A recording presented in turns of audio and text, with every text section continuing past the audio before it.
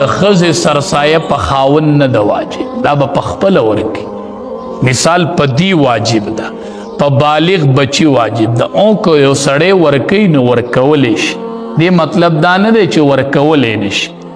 یو سړی دی د ښځې ورکي، د بچو ورکي، د ټول اهل و عیال ورکي، بالکل ورکولی شي.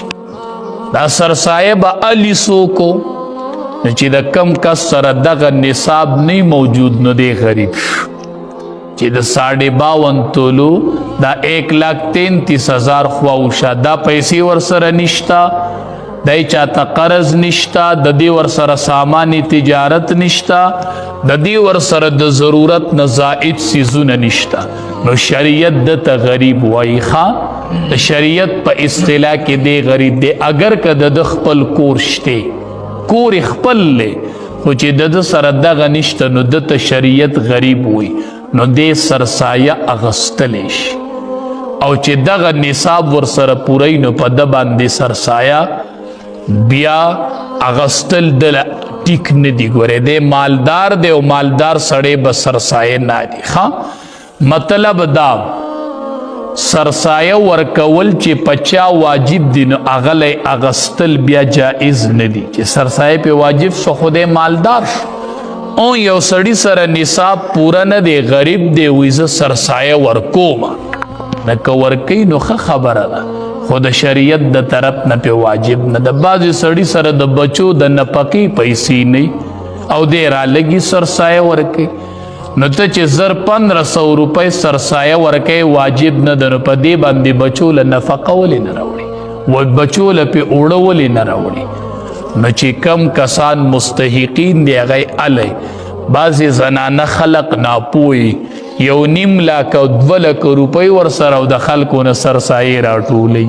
نو ګورې دا هسې د خلقو سرسایې مه ضایع کوئ، ځان هم په حرامو کې مه مبتلا کوئ، او د بل سړي سرسایه هم مه خرابوئ. دې ته صدقة الفطر وایي.